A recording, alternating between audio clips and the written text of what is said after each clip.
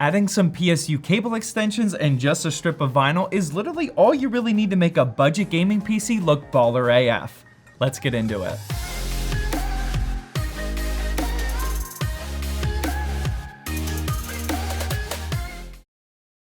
Hey, welcome to Zach's Tech Turf. You guys should know the drill by now. Today we're going to be talking all about the parts inside this gaming PC, including getting a little crafty by using AliExpress. We're going to benchmark the heck out of it with 10 different titles. Literally everything I talk about today is linked down in the description, and all of that after a quick word from today's sponsor. Today's video is sponsored by GVG Mall, an online key reseller with our favorite Windows 10 Pro keys. If you're looking to remove that nasty Windows 10 unactivated watermark on your latest gaming PC, head on down to the links in the description. Here you'll find a Windows 10 Pro OEM key for under 17 bucks, but we want it cheaper than that. Select buy now and enter the discount code ZTT18 for an exclusive 18% off discount, which drops the price down to just 13 bucks. Go through the rest of the purchasing options. I'd recommend PayPal, and within a minute or so, you'll get your Windows 10 Pro key. Now on your PC, click start and type in activation and press enter, choose change product key, paste in your new key, and bang, Windows 10 is now activated. This is my personal way of activating my PCs. Check out my purchased order history here, so grab a Windows 10 key for yourself with the link in the description using discount code ZTT18. Alright, so let's start with the crafty move in the CPU, and because virtually every Ryzen 5 is at ridiculously high price points right now,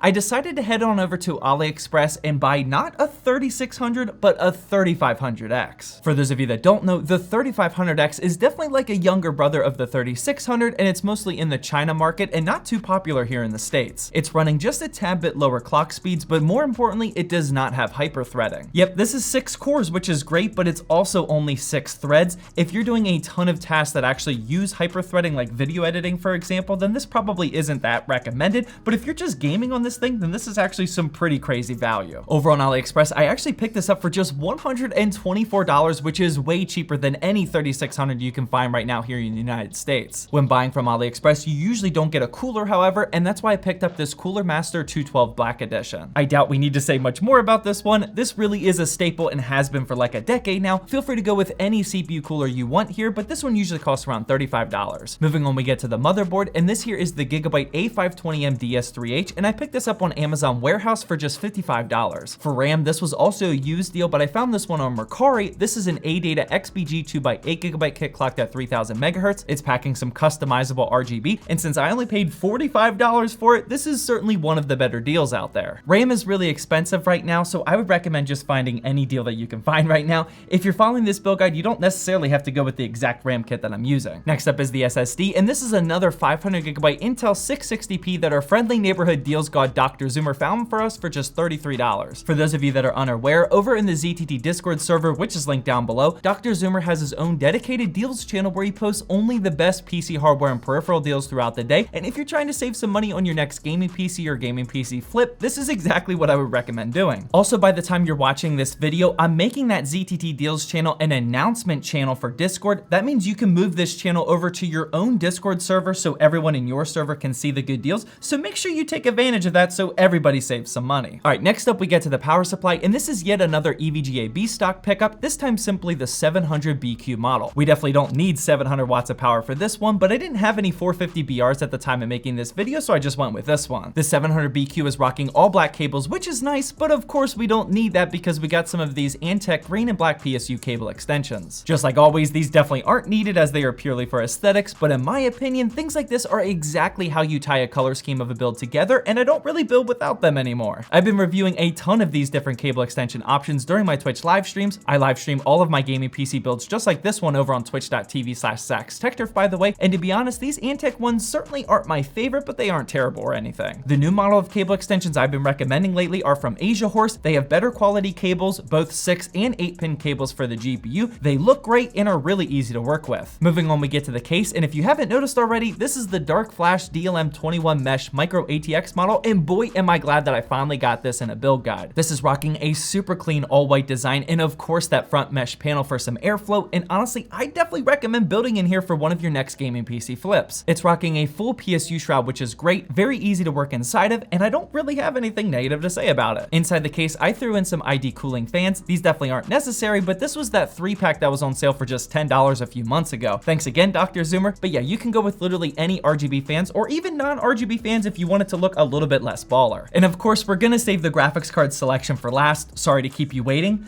But honestly, I'm really not sorry, because according to my YouTube analytics, I can see that you guys are either skipping all the way to the GPU section of my videos, or you're leaving the video after I talk about the GPU. So I'm really not sorry for keeping you waiting. Just keeping it real with you guys. This here is the Asus TUF GTX 1660 Super, and I bought this brand new off Newegg for $240, but I'll admit that that was like 3 to 4 months ago at this point. I haven't seen a deal like that since the beginning of the new year, and by deal, I just mean any card at MSRP. I'm struggling just like you guys are out there, so if you're copying this build, just go with literally whatever you can find. As you can see, I did quickly apply a white vinyl strip here to cover up the original ugly yellow streak. Not extremely happy with how this one turned out, but since it took 5 minutes, I do think it looks a little bit better. Shout out to Vivid, by the way, for sending your boy an absolute ton of vinyl material and tools, so you know we're gonna do a proper modding project here in the near future. With that being said, this is what the final parts list is looking like for a $600 build, and because I was able to actually get a good price on the GPU, combined with that AliExpress CPU as well, this is definitely one of the better price to performance gaming PCs out there right now. Jumping into the benchmarks, we'll start with Call of Duty Black Ops Cold War just like always. Let's see what type of sniping montage we can come up with this week, and here in 1080p in high settings, this PC cranked out an average FPS of 123. So sniping on maps like this are not going to be fun.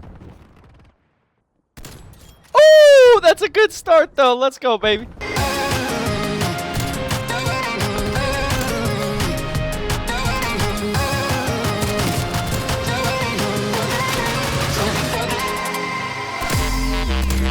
Ooh, sit down, son.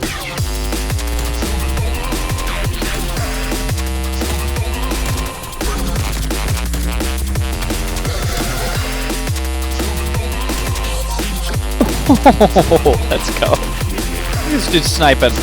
Sit down. Alright, now this map is definitely a little bit better for sniping. Sit down.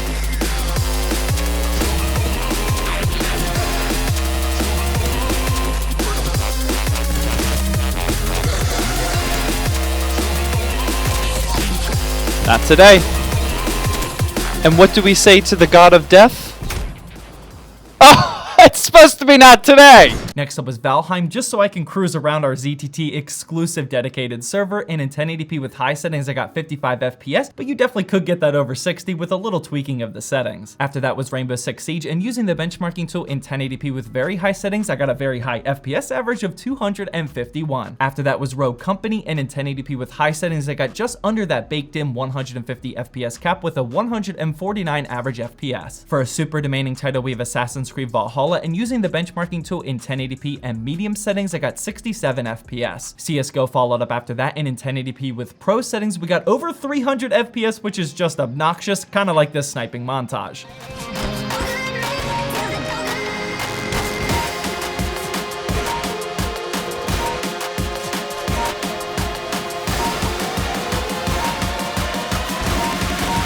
All right, new map, new me. Let's go.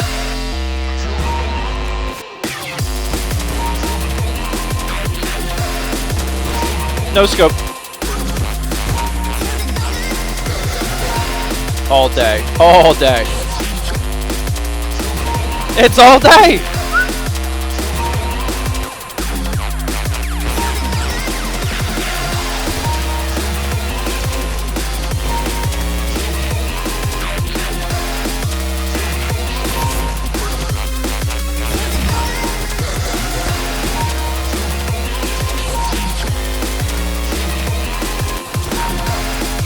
Double trouble, baby. That's what they call me. Double trouble. Moving along here, we get to Borderlands 3, and in 1080p with high settings, this $600 gaming PC cranked out 63 FPS. Fortnite was up after that, and in 1080p with pro settings, aka low with far view distance, I got an average FPS here of 228. And for the last gaming benchmark, we have Valorant, saving the best montage for last, of course, and in 1080p high settings, I got 199 FPS. All right, last sniping montage. Let's get into it, baby.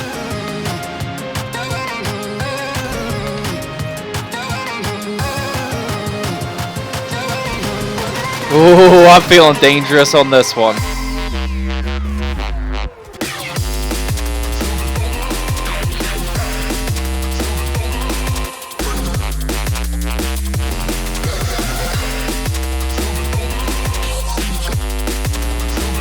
Don't peek that leaderboard. I'm coming.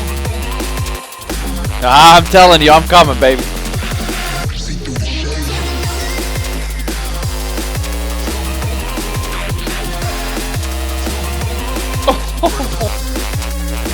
That's how we do it, man. It's just how we do it.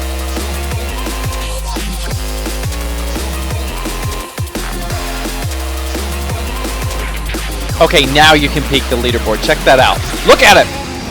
Just look. Keep your eye on it.